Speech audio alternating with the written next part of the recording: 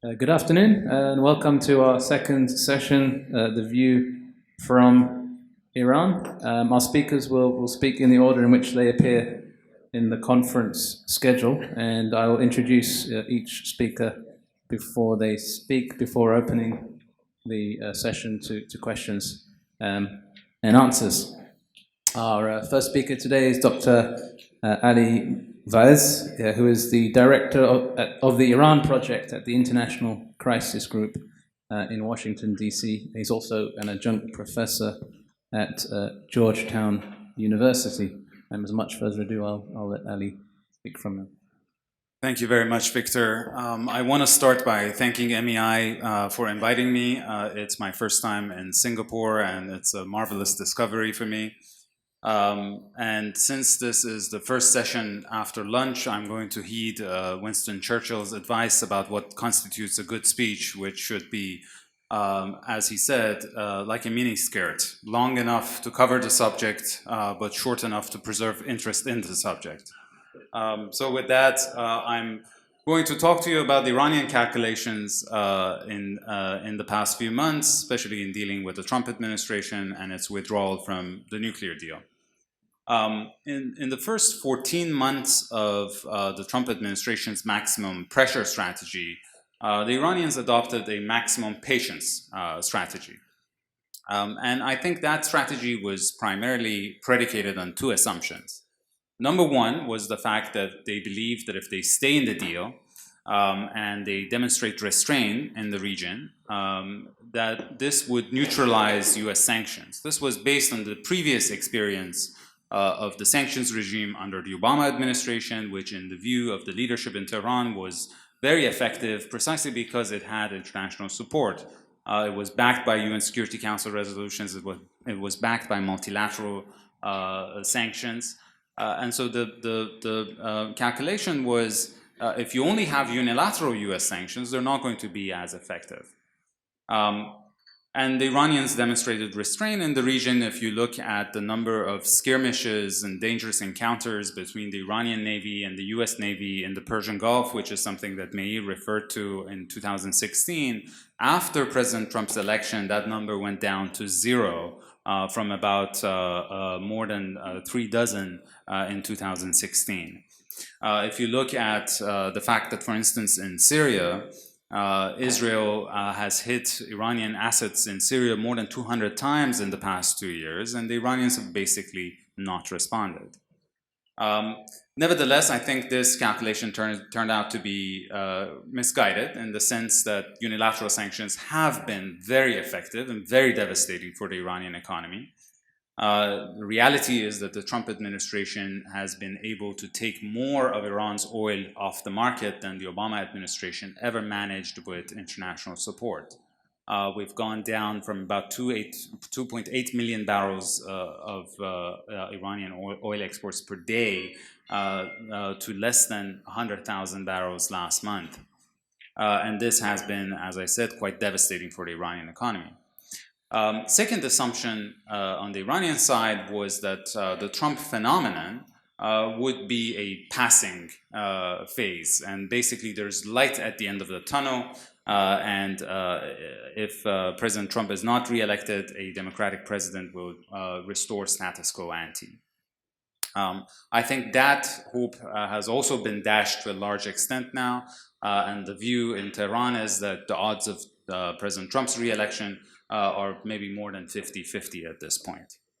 And while the Iranian economic situation is sustainable in the short run, it is not in the medium to long run. And that's why I think the Iranians have started to put aside their maximum patience strategy, and they've started to push back.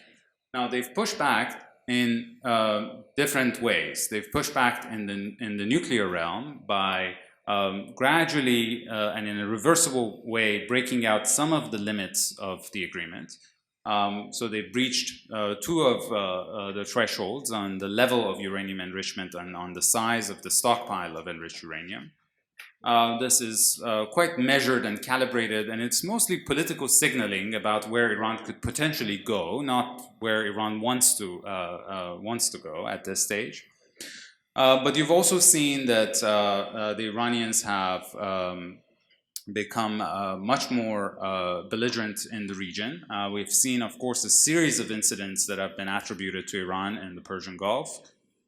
We've seen also the Iranians targeting directly US assets, including the downing of the drone that, as Mike said in the previous session, brought us to 10 minutes.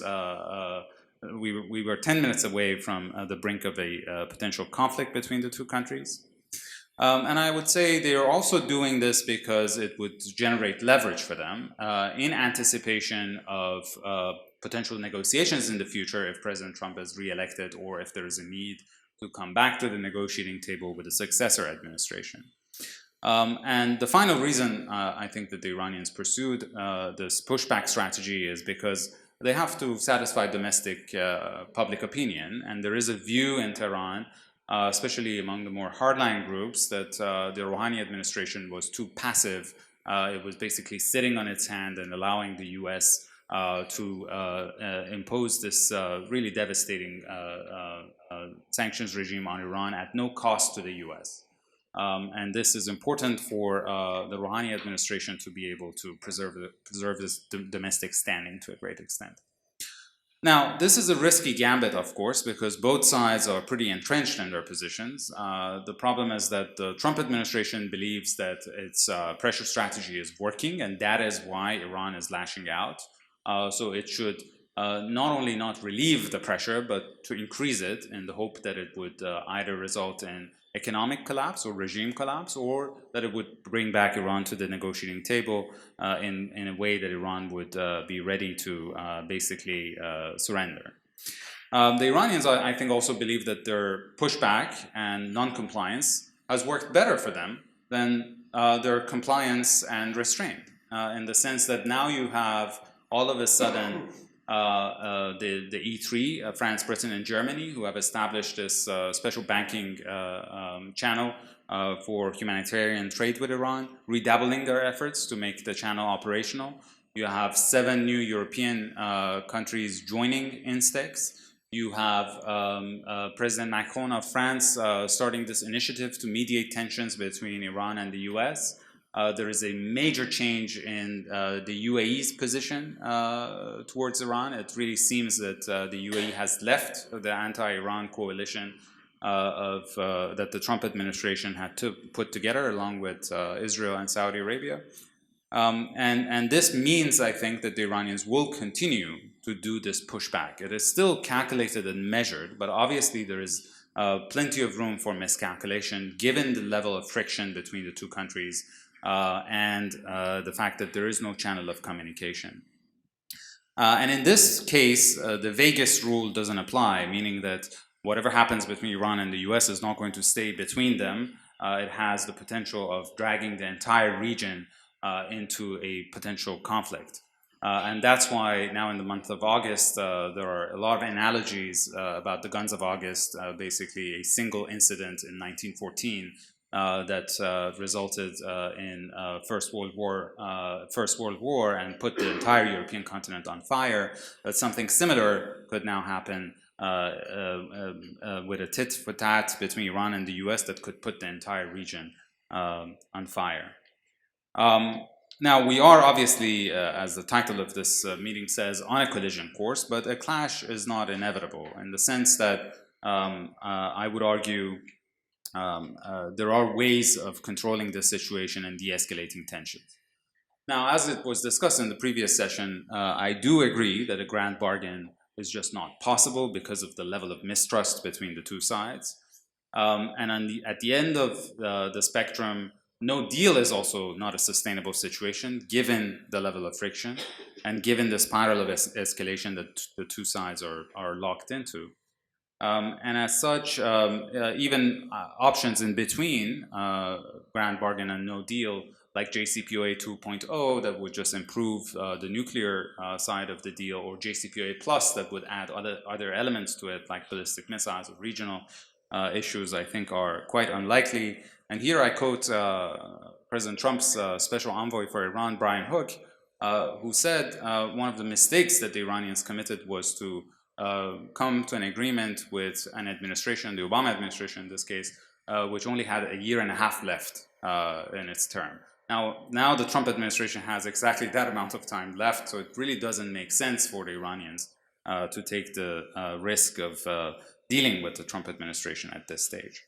So what is possible, I think, is some kind of a tactical détente, a mutual freeze of the cycle of escalation, which, because of the level of mistrust between the two sides, I don't think could be achieved through a direct bilateral negotiation, and that's why the role of the mediators is important. And there are only a few people in the world who can do it, because the key requirement in this case, given the fact that President Trump is surrounded by people in his national security team who have no interest in a mutually beneficial agreement with the Iranians, is a mediator who can directly reach the president. And in that case, you have people like Prime Minister Abe or President Macron of France or Republican Senator Rand Paul who can achieve something like this. And this would require, I think, the Trump administration to take a step back from the maximum pressure strategy, provide Iran with some economic reprieve, and in return, the Iranians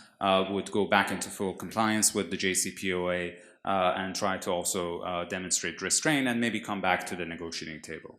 This would be the best solution, I think, out of this current situation, but it doesn't necessarily make it the likeliest one under these circumstances. Thank you. Thank you, Ali. I'll introduce our next speaker, and then after all this, I'll take questions.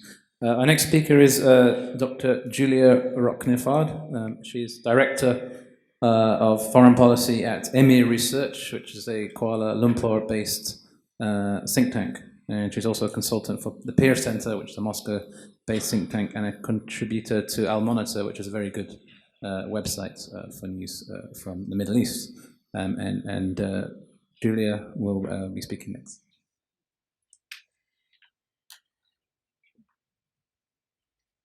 Thank you. And I must say I'm also very glad to be here in Singapore. Last time I came here was about 3 years ago. I probably have made the longest trip out of all the speakers. It was 1 hour from me.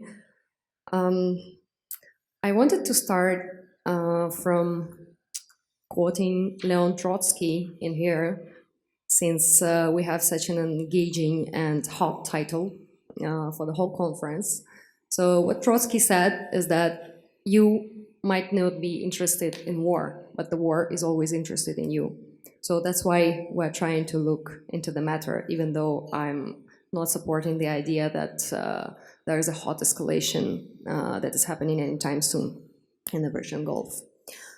I will try to cover more on, as I was requested, on socio-political situation within Iran itself, because as probably I also mentioned it in one of my commentaries to the previous speeches, is that sometimes we adopt quite redundant or simplistic approach, which we are missing certain things that help us understand the situation.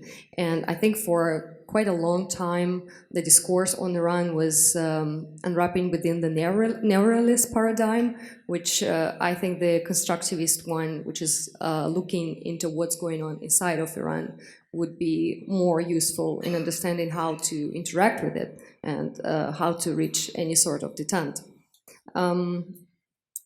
Probably I would share also experience here, and it's in fact related to Russia.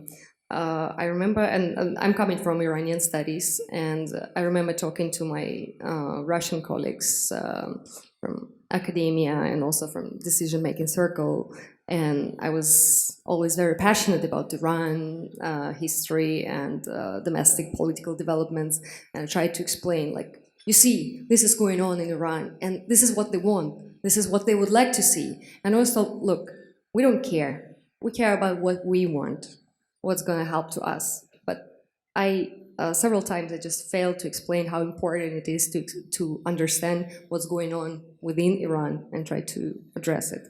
That's why I'll try to cover a little bit on that.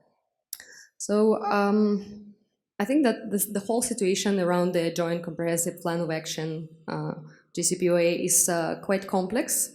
And unfortunately, it has been seen that many of the problems that Iran tackling right now are coming from there, which is not exactly like that. It's true that the outside pressure on Iran was quite unprecedented. For example, the oil export fell down to the level of 1980s. Inflation currently is officially over 30% and officially probably higher with tremendous spikes when there are certain political statements are made.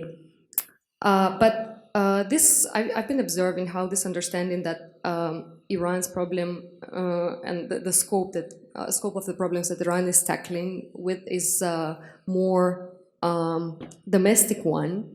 For example, problem of governance, corruption, cronyism, unemployment. I've been seeing how it has been slowly ingrained into public consciousness that it's not only the crumbling nuclear deal that's the root of the problem. The most common descriptions that people would give to the situation currently are lost, disillusioned, or disappointed. And those epithets would be probably used also to those who are part of the massive brain drain from Iran. For example, there was a Gallup poll on potential brain drain in 2015 to 2017, and 27% of Iranians expressed a desire to move out of the country once given an opportunity. Well, I think the figure for the past years, especially after withdrawal of the United States from the agreement, rose. I think, add some optimistic note in here. The figure is still lower than in Russia. There is about 50% which are willing to immigrate, according to the recent poll. I wanted to touch on the issue of regime change, which is related to the current situation and which has been as one of the options on the table, even though it might be a convenient topic, but it's one of the scenarios, so I wanted to look into the possibility of that. So I think the hawkish hope of the regime change in Iran is based on the presumption that disgruntled and disenchanted people, they are going to overthrow the regime. But unfortunately, it's not the case of Iran, the country which undergone its own experience of revolution relatively recently, just 4 decades ago, and which in turn was followed by a very devastating, including psychologically devastating war. Disenchantment is one thing, but accumulation of power that can overthrow the whole system is another. First, people already, as I just said, have gone through such a painful experience when outcome of the revolution probably wasn't what many expected it to be. And the generation of those who conducted the revolution, they are still alive, so they carry this experience with them. Second is that while many people realize probably the root of the problem, and some attributed, quite many attributed to not only to the nuclear deal, but to the government, to the problems related to the governance and corruption and other factors, not many can actually think of a solution. And third, which is empowered by the first two circumstances that I named, there is no crystallization of a leader or an ideology. The last meaningful experience of a meaningful opposition that we can recall is probably the National Front, which also lost its power after its leader, Mohammad Mossadegh, was neutralized in 1953. And as colleagues asked me to quote on here, a little lesson of Iranian linguistics. There are 4 tenses. It's past, present, future, and before the revolution. So that experience of Mossadegh was from that 4th tense. And until now, I don't think we have seen a meaningful experience of opposition crystallization, which could offer not a leader, but an idea. So I meant to say that while economic pressure is exacerbating, the depth of the problems that Iran is tackling, it's not the main cause of the troubles, and more people understand that. The other kind of pressure that has been put on Iran is political, for example, sanctioning the most recent one, Mohammad Javad Zarif, Minister of Foreign Affairs, or restricting the motion of diplomats in New York, which is quite insulting, or designating the whole Islamic Revolution Guard Corps as a terrorist organization, by this practically putting all the country under suspicion to external partners, especially when we talk about business, because as we also spoke on previous panels, it's always easier to try to avoid risks, and not every company has its own department which is analyzing possible risks entailed by interacting with any holder of Iranian passport. So companies just prefer to stay away from it. What also happened as a result of this political pressure and failure of the United States to abide by the agreement is that, and there was a question how this empowered the conservatives, the fundamentalists within Iran. And my take on that has been probably a little bit different. It's not that the fundamentalists are being empowered, but that the whole discourse, the whole political discourse has been moving towards a fundamentalist one, and you can see it even at the last press conference by Minister Zarif given after him being sanctioned. So we see this border between fundamentalists and reformists being pretty much eroded. You see stronger language, and of course there would be less flexibility in embarking on any further negotiations, because negotiations is presumed they are done. At the same time, and Iran finds itself here in a more difficult position, as I see it, than before the deal, because all the options are quite exhausted. For example, the so-called moderates, which President Rouhani or Minister Zarif are considered being a part of them, they cannot also declare that JCPOA was a mistake, because they will not have any other meaningful achievement to stand for. So it has been a kind of a stalemate in this sense. We probably see Iran in the at the transitionary point, because it's true that the public is tired and disappointed, but not many can actually offer a solution. But for the government as well, while it prefers to maintain, it became more certain with adopting this undertaking 2 steps of halting its commitments to JCPOA. Correct me if I'm wrong, but I think there's been no agreement yet on the 3rd step that Iran is going to undertake for the next 60 days, awaiting some kind of reciprocation from the European Union. So I guess it's just going to continue with the same stance, trying to show that it's going to be decisive, reacting to what is happening, like, for example, reciprocating to the detention of its oil carrier and I think what was said in the keynote speech in the morning, that it pretty much makes sense when Iran says that we are not, if we're not allowed to carry our oil out of the Persian Gulf, why others should be allowed to? It makes pretty good sense. So there's been also a question of social cohesion, and I think the only the only kind of pressure that propels this cohesion more or less is a military one, or a threat of a military attack. For example, when Trump called off the attack just 10 minutes before it was supposed to happen because some 150 people would die, or boosting the military presence. So it probably has a larger potential on uniting people around the government, even those who are extremely critical of the current political system. However, playing this nationalistic card will still not entail national agreement on other matters.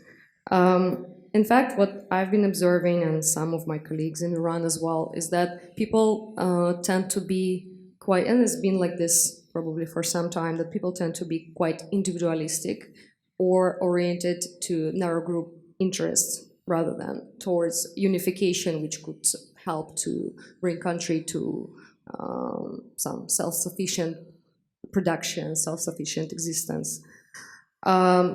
Even more, for example, from some social indicators, the long-term orientation index is very low in comparison to many other countries. I'm talking about Hofstede model. And that's why probably we're seeing this combined with the individualistic or narrow group orientation of people.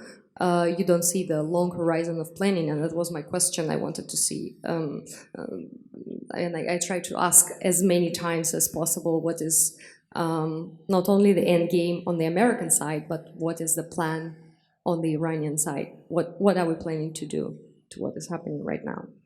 So I guess I'll try to wrap up. And well, I should say that I've been always pessimistic about JCPOA, and honestly, I didn't think they will reach into any agreement in 2015. And to me, it was quite predictable that it's going to collapse at some point, because as Ambassador Sajadpour here mentioned, that the reasons underlying the current conflict, they are not about the nuclear program, they are not about nuclear non-proliferation, and they need to be addressed. Without addressing them, you cannot resolve the problem.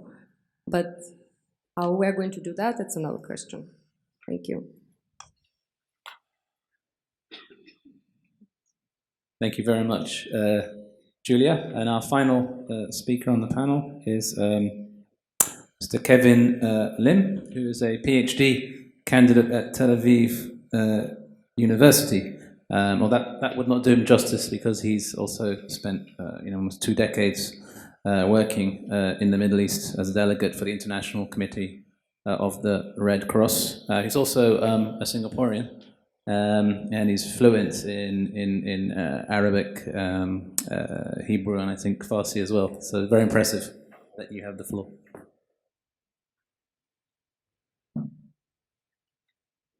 Good afternoon. I thank the Middle East Institute for organizing this very timely conference. I want to look at the domestic balance of power inside Iran, and the existing socioeconomic pressures. Part of it has been covered here, but I want to look at it briefly as well, with the aim of looking at how these two might jointly influence Iran's strategic behavior looking ahead. The domestic balance of power. Since it was signed in 2015, the JCPOA's economic benefits have been slow in coming, in part due to remaining US sanctions, rather. This has prompted growing pushback by Iran's hardliners, who criticize President Hassan Rouhani's relatively moderate centrist government for Iran's socioeconomic problems.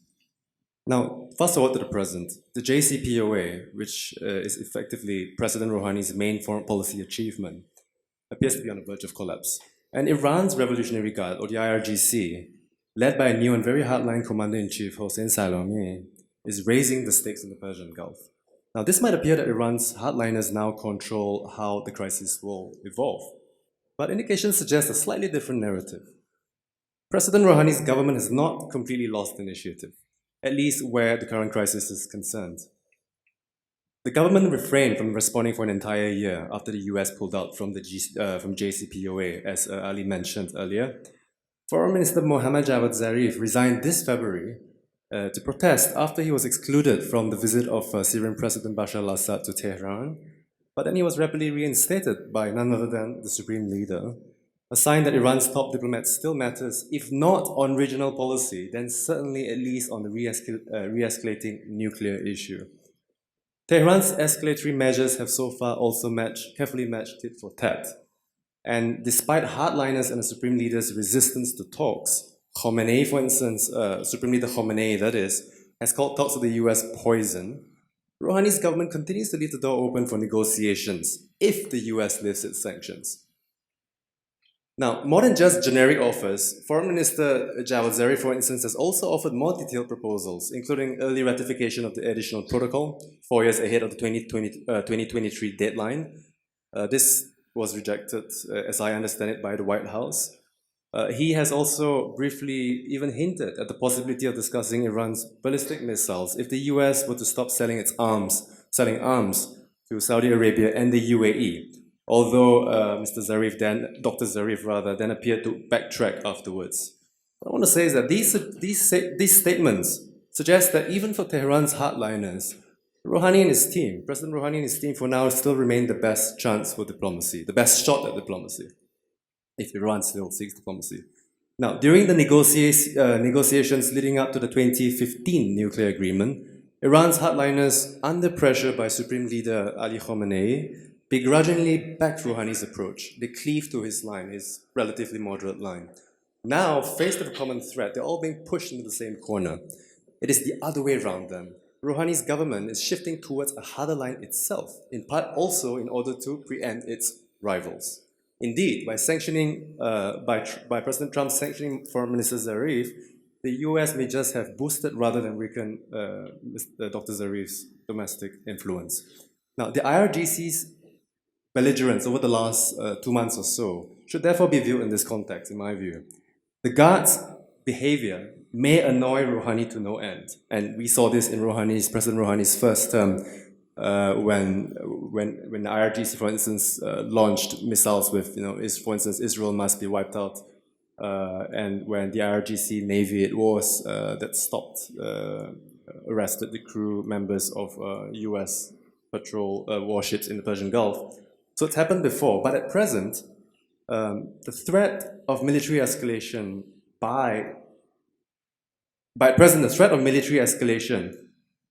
by the Guards largely complements rather than contradicts the government's diplomatic overtures. And this is because it creates additional leverage. Good cop, bad cop, to some degree we've seen a mirror image, to a lesser degree nonetheless, but we've seen a mirror image between Trump and his advisors' statements. Now, what about socioeconomic pressures on the other hand? The International Monetary Fund expects Iran's economy to contract 6% this year. This will be the worst since 2012. During the peak of international sanctions against Iran. Oil exports was mentioned earlier. Oil exports remain a key plank of Iran's economy, even despite attempts at diversifying the economy away from hydrocarbons. Oil exports also remain the main source of foreign exchange revenues, which are critical in financing the economic growth of other sectors as well. A third of the current state budget is based on projected oil and gas earnings, although the government has also recently revised some of those figures based on its current exports. Oil exports, Ali mentioned earlier, I've got slightly different figures, but they amount to the same thing proportionally. So about 2.5 to 2.8 million barrels per day just before Trump pulled out of the JCPOA in 2018, May. They've dropped to apparently about 500,000 barrels per day as of August, although other estimates have placed it at 100,000. Iran does not currently report these figures. It's selling a lot of its oil through the grey market. So a lot of the sleuth work, the detective work is being done by companies tracking oil tanker movements, for instance. The currency lost 60% of its value in 2018, and the 12-month inflation rate as of this past July, broke a 24-year record to reach 40%. Point-to-point inflation in that period reached 48%. The economic crisis, along with mismanagement and recurring natural disasters, are exacerbating socioeconomic tensions. On average, if you look at Iranian social media, we are seeing something at the order of about 10 protest or strike events on a given day, on the average. Not all, but much of it linked to socioeconomic grievances, labor grievances, and so on. The protest levels inside Iran that are also linked to socioeconomic pressures are nowhere close to those of late December 2017 and throughout parts of 2018, but the ingredients remain in place. Now, how are both these factors, the domestic balance of power and the socioeconomic pressures, liable to influence Iran's strategic behavior? I want to look at them in two separate parts, and these two things have been alluded to earlier by Mike. Nuclear-related measures and armed escalation. Nuclear-related measures, Tehran can still implement a number of technical measures short of abandoning the JCPOA completely.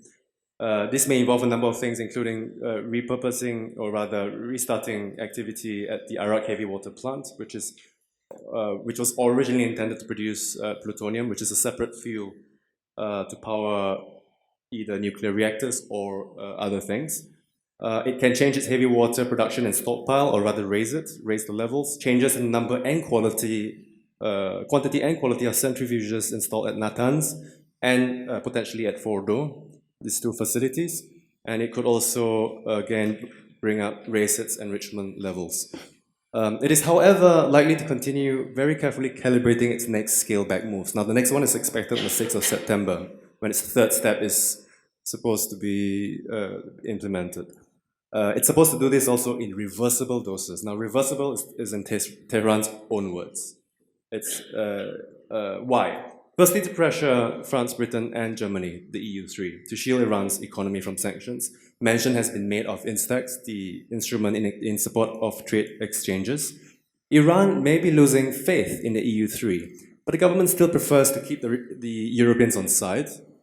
And even the hardliners have some interest in the EU3 not referring Iran back to the Security Council. This happened in 2006, February, I think it was, to Iran's great subsequent detriment. Now, a second reason for careful calibration, we're still talking about nuclear-related measures, is to also avoid alienating Russia and China. Now, these are Iran's two most important external strategic partners. I don't want to say allies, but partners. While China remains Iran's single most important trade partner and leading oil client, despite US sanctions. China continues to load Iranian oil. If Iran were to be referred back to the Security Council, China and Russia's veto against another round of international sanctions would be critical.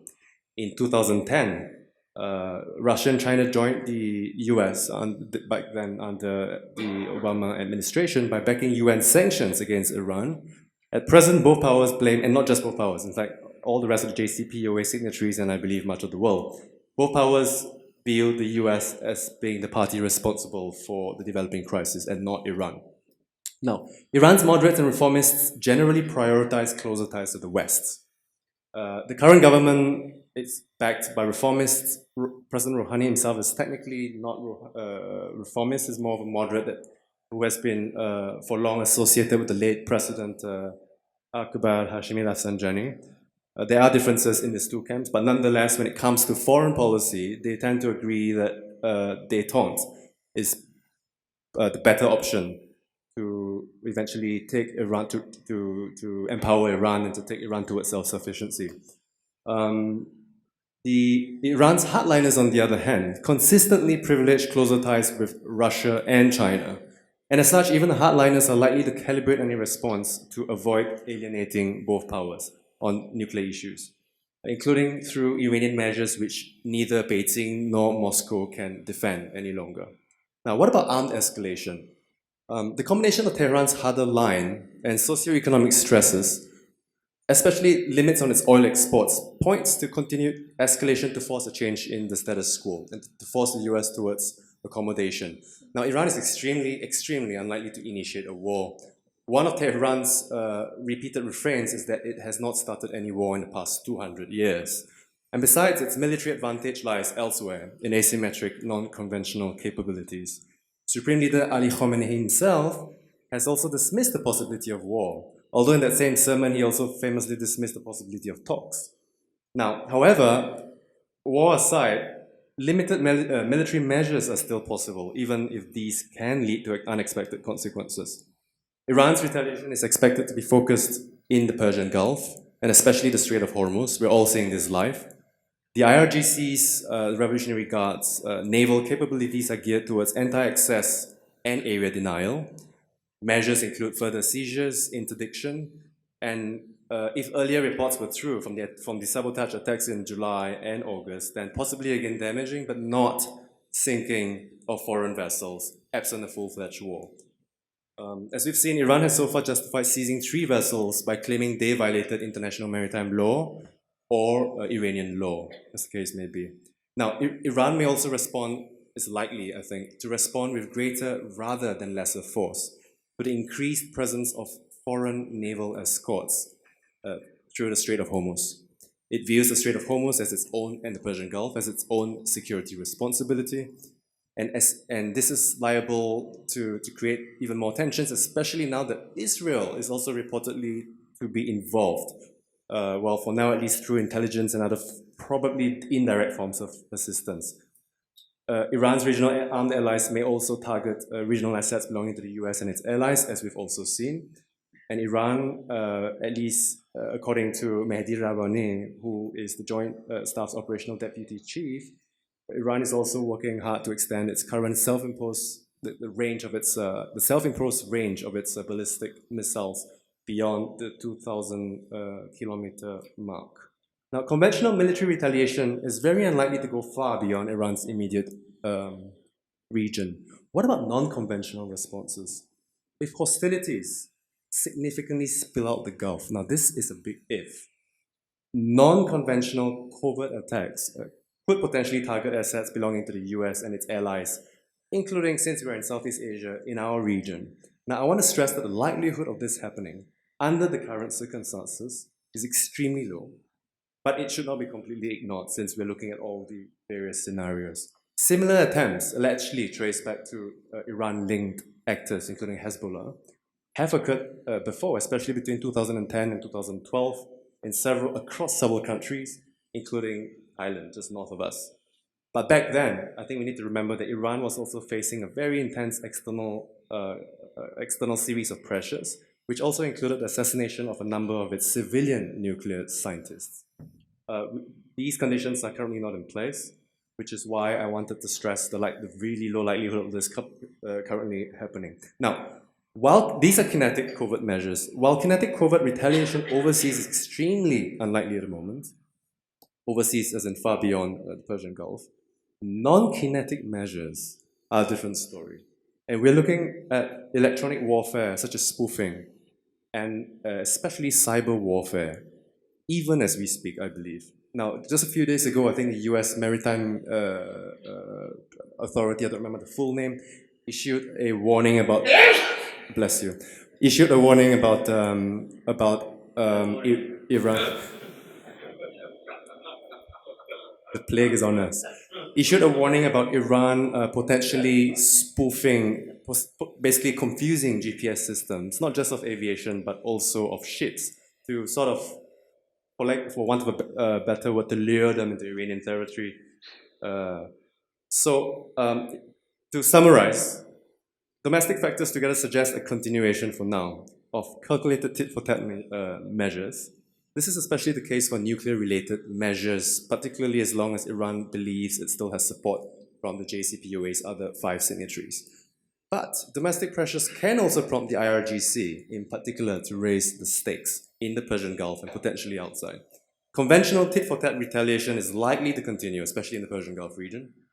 President Rouhani recently made this clear to the US when he said, oil for oil, you take oil, I'll take oil. Strait for strait, that is the Strait of Hormuz or the Strait of Gibraltar, whatever. Peace for peace, security for security. On the other hand, if covert retaliation occurs, it is for now more likely to assume the form of non-kinetic measures such as cyber attacks rather than kinetic measures. Thank you. Thank you, Kevin. Before I open up the floor for questions, I've got 3 questions of my own, one for each of the speakers. I'll start with Ali. If I understand you correctly, you said that Iran is moving from what you called a maximum patience strategy towards what you called a pushback strategy, and you gave some examples of that, including by breaching 2 thresholds on enriching uranium and more belligerence in the Persian Gulf, targeting US assets. He also pointed out that in Syria, Israel has hit Iranian assets more than 200 times. So my question for you is, do you think we'll see a pushback in that theater in Syria if there are future strikes on Iranian assets in Syria? And if not, why not? My question for Julia. So Julia you were looking at events inside Iran, looking at adopting a constructive approach, and you mentioned developments inside Iran, corruption, cronyism, that people felt lost, disillusioned, disappointed. You pointed out that there's been a brain drain, but you also said that there shouldn't be the assumption that these disgruntled people might overthrow the regime. You thought that's unlikely to happen. So my question is just a curious one. Because I grew up in London, at a university in London about 10 years ago, and at that time the so-called Green Movement was a very popular movement. So I'm wondering what's happened to that movement. Is it still influential? Is it still popular inside Iran, or is it something that's just diaspora Iranians are involved with? And then my question for Kevin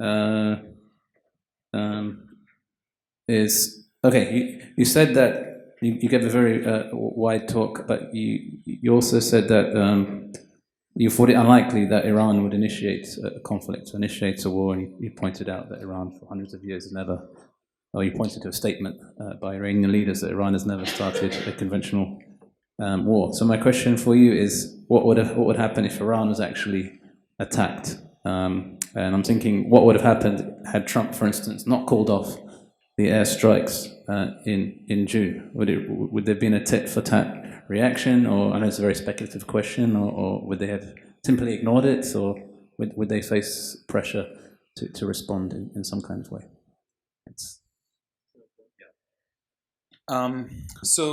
So far, Iran's pushback has been mostly in the Persian Gulf region, and there's a reason for that, because as Julia mentioned, and Kevin also alluded to, this relates to oil sanctions, which was the turning point in May of 2019 when the Trump administration withdrew all the waivers and decided to push Iran's oil exports to zero. And this is also a way of imposing a cost on those countries that enabled US oil sanctions, meaning Saudi Arabia and the UAE. And as I said, it has mostly worked in the case of the UAE.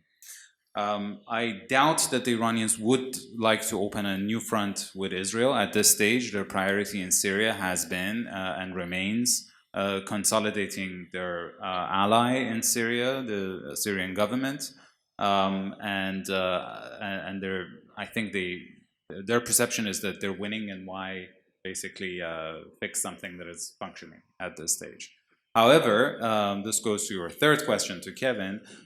If Iran is attacked, then we are in an entirely different situation. I was in Lebanon a few months ago and talked to Hezbollah leaders, and their view was that if Iran is attacked, kind of using the lexicon of the Cold War era, that if the mothership comes under attack, they see no option other than striking Israel as hard as they can. And this is for two reasons. One is that if they don't do so, they might lose credibility with the Iranians who've supported them all of these years precisely for this moment. And second, and more importantly, I would say, is because they believe that Israel would sense weakness and would come after them anyways to basically reverse the gains that they've had, especially in terms of quantity and quality of their missiles and rockets in the past few years. And so they would rather take the initiative into their hands and deter Israel from escalating further against Iran or them, although they know it would come at a huge price. I also want to add maybe one more thing about the risks of a confrontation at this stage, because although I agree with Kevin entirely that the leadership in Tehran is really not interested in having a conflict with the U.S. And I would also add that we've seen an impressive discipline in implementing both phases of this policy. So during the strategic patience, you would see that the IRGC, for instance, that is in charge of the security in the Persian Gulf, was really trying to be careful and cautious, especially in terms of its interaction with U.S. Navy in the region. And now we've also seen that the implementation of the pushback policy has been quite calibrated and measured. However, we're approaching elections in Iran. In about 6 months, we have parliamentary elections, which would set the stage for the presidential election that would follow in 2021. And these elections this time around are quite important because they would basically under the tenure of the next parliament and the next president, probably the question of the succession of the supreme leader would come up. And so there's a lot of infighting, which I think would get exacerbated as we get closer to these key elections, and that might make preserving this discipline and implementing the policy harder. There's also a view, in the same way that in Washington you have a hardline camp, in Tehran you have a camp who believes that if a conflict with the US is inevitable, it would rather happen sooner than later, before sanctions exhaust Iran's capabilities. And there's also a view that the only thing that would pose an existential threat to the Islamic Republic is a land invasion that is just simply not in the cards. And as the saying goes, what doesn't kill you makes you stronger. So the idea is, if there is a military confrontation with the US, it would allow the most hardline elements within the Islamic Republic to militarize and securitize the domestic sphere and basically determine who and what comes after Ayatollah Khamenei. So that's why I think it's a mistake for us to overlook that possibility. Thank you. Well, I don't want to presume too much on your question about the Green Movement, but I'll tell you what I think about what happened to it and what it transformed into. I think the people participating in the Green Movement in 2009, it was mostly middle class based.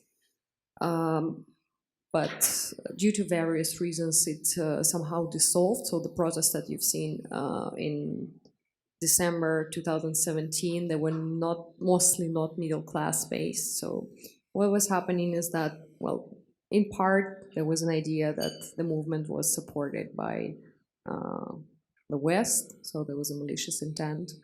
In part, those people migrated, and I happened to work for UNHCR. As far as you know, Malaysia is quite a convenient hub for Iranians, and many came to UNHCR Kuala Lumpur.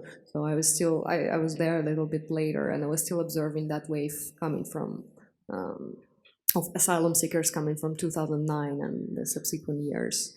So people tried to request for asylum, refugee status, and being resettled, mostly to the United States or some other Western countries. The other thing is that the question of leadership, which probably was questionable since the very beginning, because the movement was headed by people belonging to the system. And, well, I'm not a big proponent of the idea that people change, even less politicians. So after they were also neutralized, Mossavi and Karoubi, it was kind of beheaded, the movement. And, well, it's not a secret, the government also tried to contain it, so there's been some share of crackdown. So some people were neutralized by that. And when it came to 2017, they were not, I think the middle class preferred to sit at home and watch what's going to happen,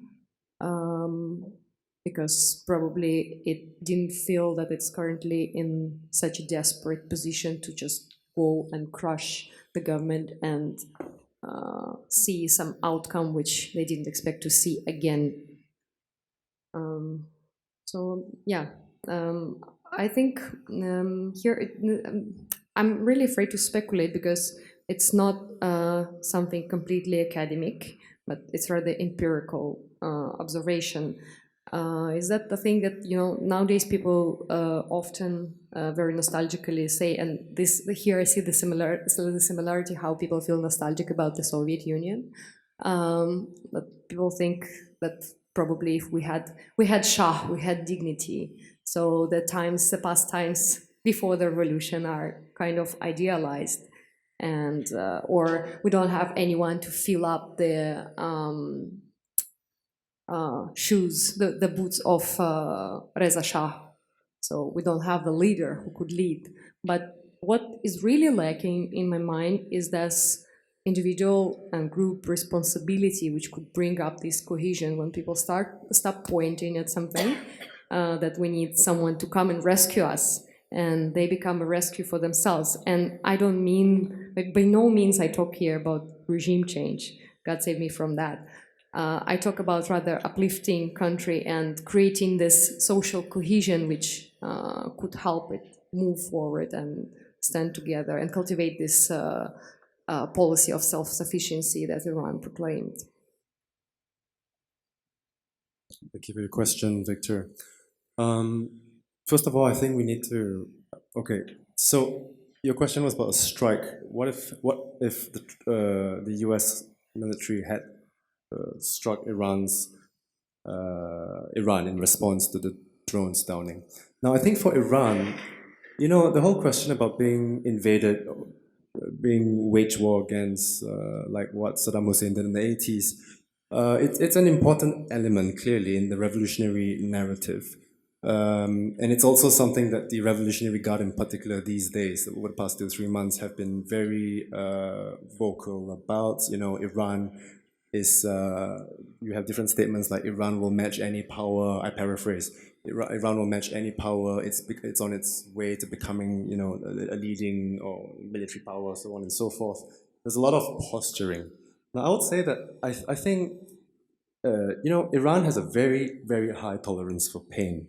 And not only pain in terms of economic sanctions, but if you look historically, Iran has been divided and its territory has been taken, the treaties of Golistan and Turkmenchai. It didn't destroy Iran.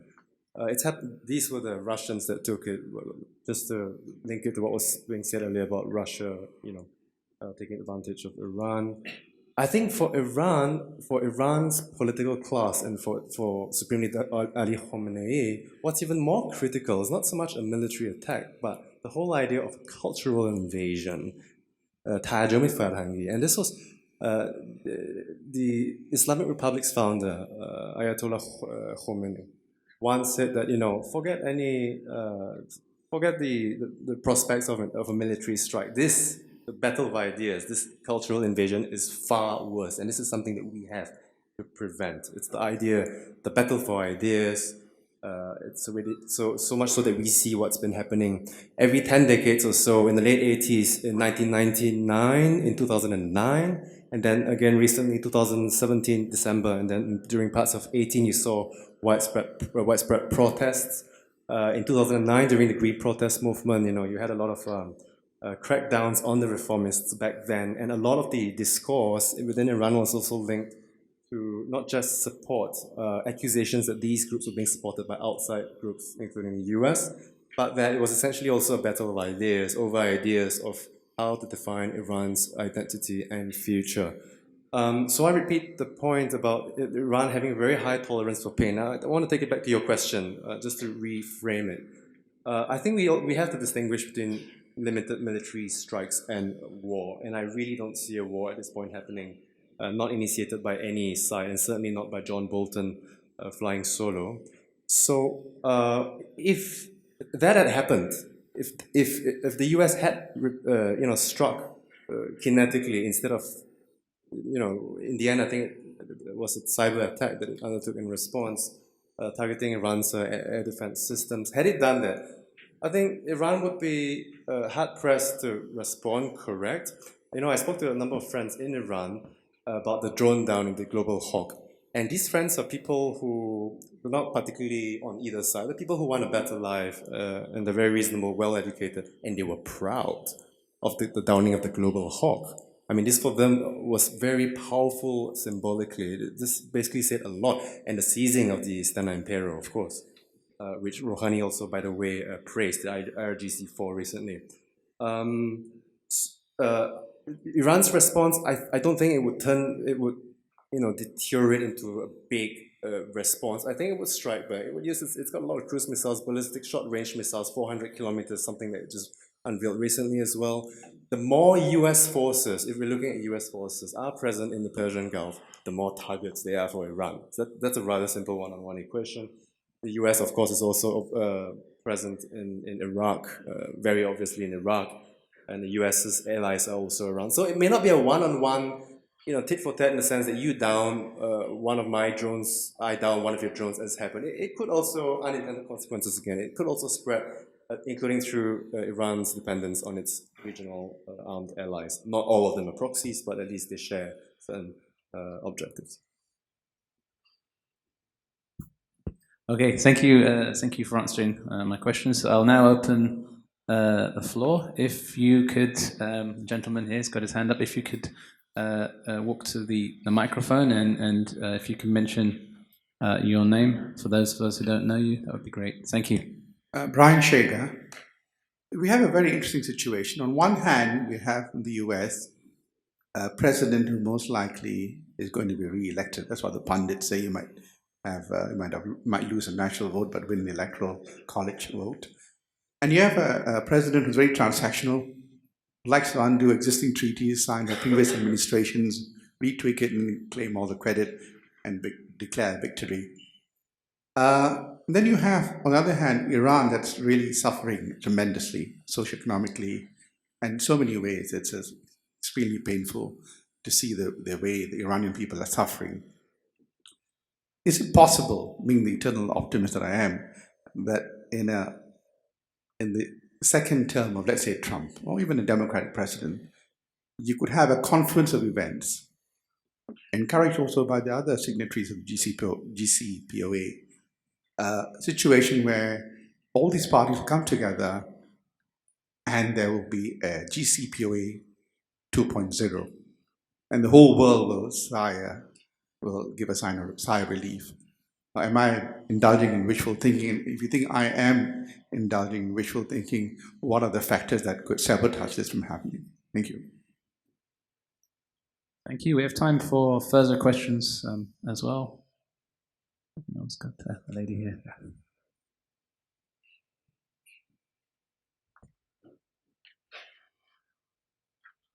Hello, Holly Digress, Atlantic Council. I haven't heard enough about these so-called Iranian opposition groups, and whether it's the Shah's son Reza Pahlavi or the Mujahideen al-Haq, which is essentially an Islamist Marxist cult. And I'd like to hear more from you guys about what the view is of Iran of these so-called opposition groups, given that we have Trump administration officials kind of cozying up to these folks and some in Washington giving them a voice. Thank you.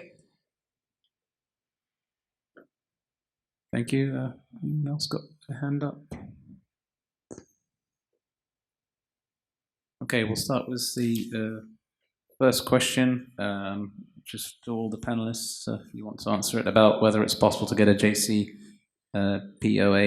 0.2 if there's a second term of the US government, whether that's Trump or someone else, or whether this is wishful thinking. Who wants to take that? So maybe counterintuitively, I believe that it might be easier to get a JCPOA 2.0 with a re-elected President Trump than with a newly elected Democratic president. But this would require President Trump to change his national security team in the same way that President Obama in the second term came up with a totally different cast of characters. It is impossible with John Bolton, Pompeo, and the rest of his national security team to get a mutually beneficial agreement with Iran. But this would also require, I think, understanding one key point. Now, if you look at the bargain at the core of the JCPOA, it was that Iran would restrict its nuclear program and subject it to rigorous inspection in return for economic normalization. The reason Iran could do this trade was that the nuclear issue, at least since 2003, was never core to its national security. Iran basically gave away a nuclear weapons program that it didn't have in return for economic normalization. If Iran is to make similar concessions on ballistic missiles or on its support for partners and proxies in the region, that is an entirely different arrangement, because those issues are core to Iran's national security. So you cannot trade them with economic incentives. What you need in return is security incentives. And this would require what Ambassador Sajjadpour referred to as an entirely different set of assumptions and perceptions, which I think would be hard to get. So that's why I'm saying in the second Trump term, you might be able to get JCPOA 2.0 but I think it will be difficult to get JCPOA plus. There's another domestic factor that I would add here. I think by definition, one can predict even at this stage that President Rouhani's successor will be much more hardliner than President Rouhani himself. This is because the Trump administration has already shifted the center of Iran's domestic politics to the right in the same way that the failure of Iran's negotiations with the E3 during President Khatami shifted the entire center of Iran's politics to the right, empowered Ahmadinejad, and we went through 8 years of hardline camp being in power. The same applies now. I don't think moderates or reformists really have a chance, given the fact that their allies in the Rouhani administration were completely discredited as a result of what happened to the JCPOA.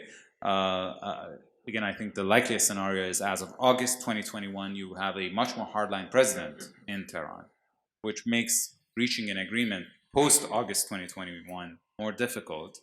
And because the overlap between a new democratic president and Iran, which will be in the midst of elections at that stage, would be a very difficult thing to pull off. But if there is a second Trump term, at least there's more continuity. You have still the Rouhani administration in office in early 2021 and the final months of 2020, and you still have President Trump in office.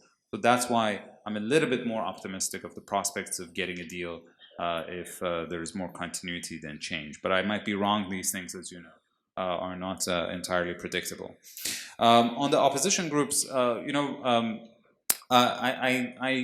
think I agree with Julia that overall the prospect of regime change is, in my view, completely unrealistic, with the caveat that obviously regimes in that part of the world are stable until they're not. But I would say for several reasons regime change is unlikely. Number one is Iran's own experience with radical change in 1979, which didn't necessarily improve the Iranian people's situation. Second is the fact that they've also witnessed what happened in the aftermath of the Arab uprisings, and they know that radical change results in grief often. Third is the fact that the Islamic Republic has the will and a fearsome capability to suppress. And finally is the lack of a viable alternative, both inside the country and outside of the country. There is still a limited constituency for the monarchists in Iran, in the same way that there is a constituency for the monarchists in France. 200 years after the revolution. But the reality is, I don't think the opposition is organized. The MEK is hated inside the country. It has no base, no constituency.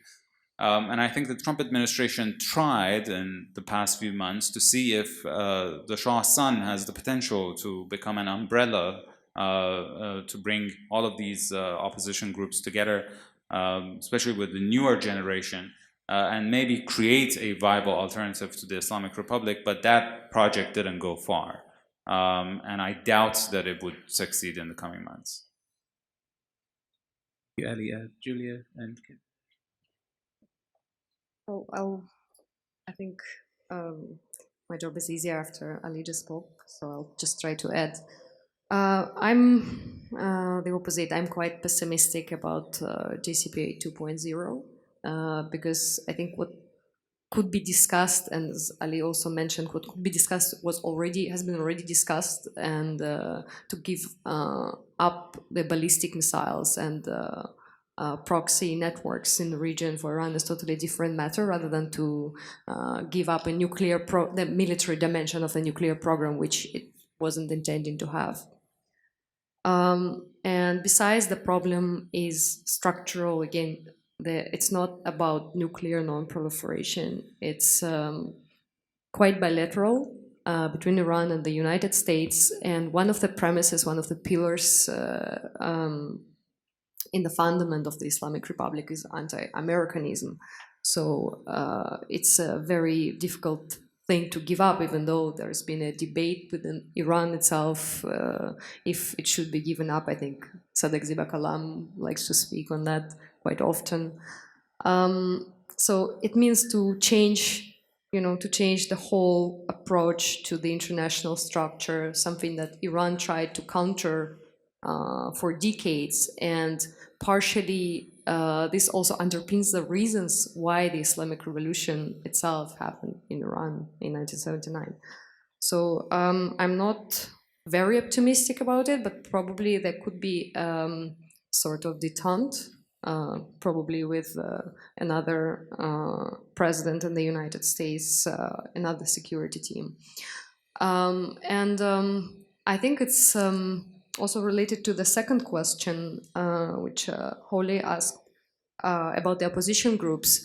I had the sense that at the times of previous administration within the Department of State in the United States, there were people who were advising the president against supporting groups like Mujahideen Khalq, because they can now be a viable alternative to the government because they are hated within Iran, and because they are labeled as terrorists for valid reasons, and they are supported from abroad, and they say all kinds of nasty stuff.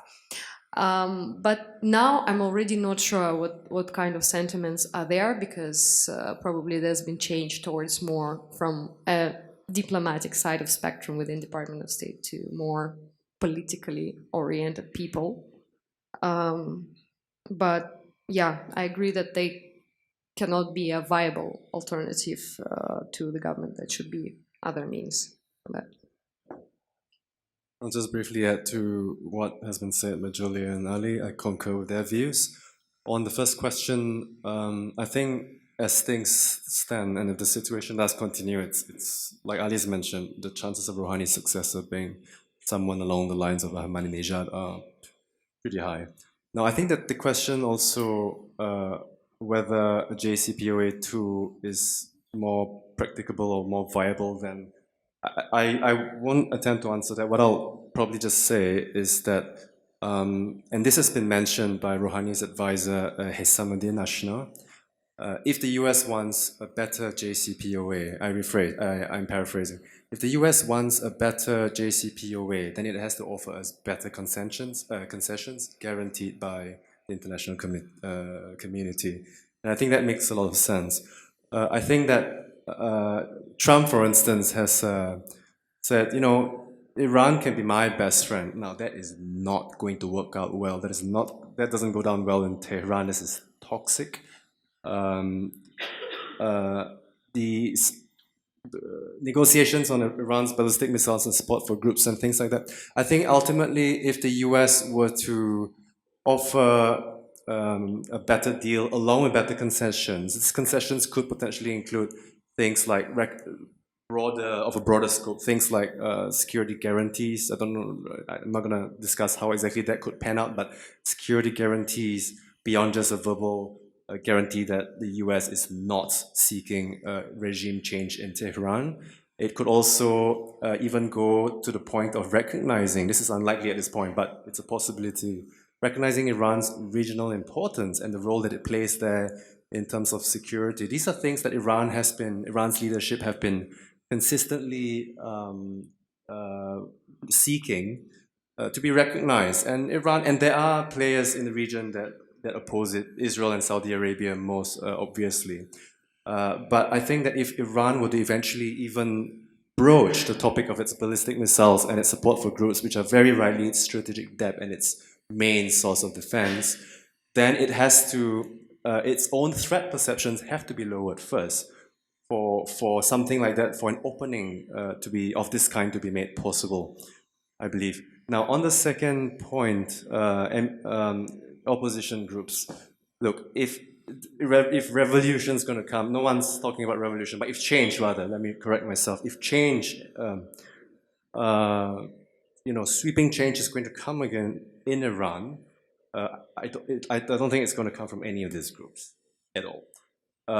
It's been mentioned here. There are consistent points of pressure, especially along Western Azerbaijan area, mostly by Kurds, Kurdish groups, Pejak, for instance, but also other armed Kurdish groups that are rearming or that have rearmed based in Iraqi Kurdistan. You have also from Balochistan, Sistan and Balochistan, and they're usually coming in from Pakistan. And then you had from Khuzestan as well, apparently claimed by Arab separatists some months back when they attacked a military parade. Now, these groups, as has been mentioned, they don't command support in Iran. The Sunnis, there might be tensions here and there within the Sunni, especially in Sistan and Balochistan, because it's very heavily neglected. But also Khuzestan, the Arabs there, Shia. It's oil rich, but they don't see the benefits coming back to their province, for instance. But support for these groups I think it's a very different order of magnitude. And the MEK is the most, as mentioned here, we cannot stress this enough. It is hated, as anything is hated in Iran, because they also supported Saddam Hussein during the 1980s, and you know that very well, Holly, of course. So I guess that's why it wasn't mentioned in the panel, these groups. But valid point, I just don't see that happening, or pressure coming from that direction. Thank you, Kevin. Our time is up, and with that, I'd like you to join me in giving a round of applause to all of our speakers.